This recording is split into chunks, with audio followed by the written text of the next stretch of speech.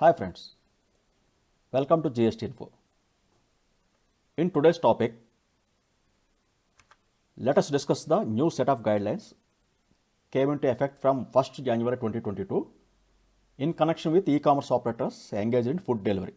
That means food delivery apps like Swiggy and Zomato.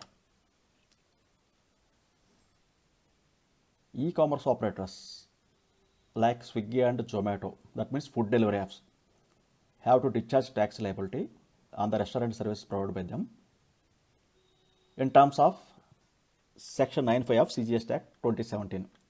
These changes have come into effect from 1st January 2022.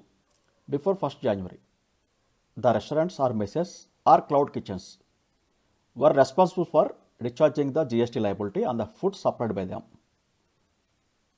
This was applicable even in cases where food was delivered through e-commerce operators. Now, with the changed scenario, the responsibility now is shifted to e-commerce operators. That means the said food delivery apps like Swiggy and Zomato, so which are required to discharge the GST liability on the restaurant services provided by them, treating that it is their own supply as per the provisions of Section 95 of CGST Act 2017. But of course, there are certain doubts like whether the hotels are not required to take registration at all or they are still required to take registration, and whether the set tax paid by e-commerce operators can be taken back as ITC. So, what about the supplies made by the hotels directly? Let us discuss all these points in detail. Now, from the point of e-commerce operators, as mentioned earlier, GST has to be discharged on the food supply rendered by them. That means service rendered to restaurants or hotels. So, on such service, GST has to be paid by these food delivery apps instead of the hotels and restaurants. This is in addition to their regular GST liability in connection with the commission or service charges being collected from the restaurants.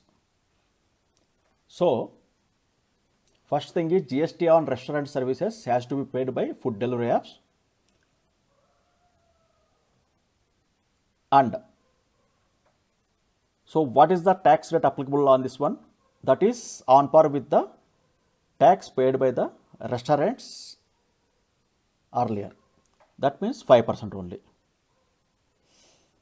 Whether the payments so made can be taken as ITC? No, it cannot be taken as ITC since it is not the service falling under RCM category.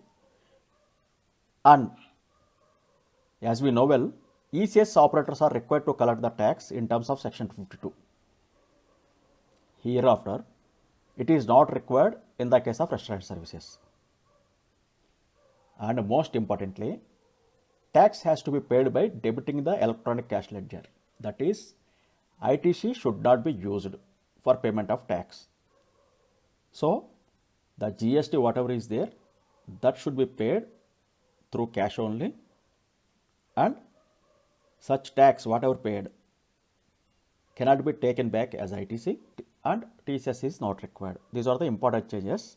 Similarly, restaurants are liable for the GST to the extent of supplies directly provided by them. So, though the tax is paid by the e-commerce operator to the extent of service provided by them, but as far as direct supplies, that means service provided by the restaurants to their guests or through their takeaway counters, the liability to discharge GST is on the said restaurants, and supplies made by restaurants through e-commerce operators should be shown under Table 8 of GSTR 1 and Table 3.1c of GSTR 3b.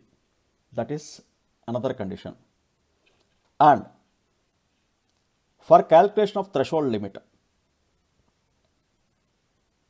value of clearances made through the food delivery apps should also be taken into consideration. These are the conditions to be followed by the restaurants. However, there is an exclusion. This provision is not applicable in cases where supplies are made from a specified premises. What is specified premises? Specified premises means a premises providing hotel accommodation service having declared tariff of any unit of accommodation above 7,500 rupees per unit per day or equivalent. So, any e-commerce operator is providing food from any of such hotels. The liability of GST lies with such hotel only. So these are the main changes which have come into effect from 1st January 2022. Thank you very much.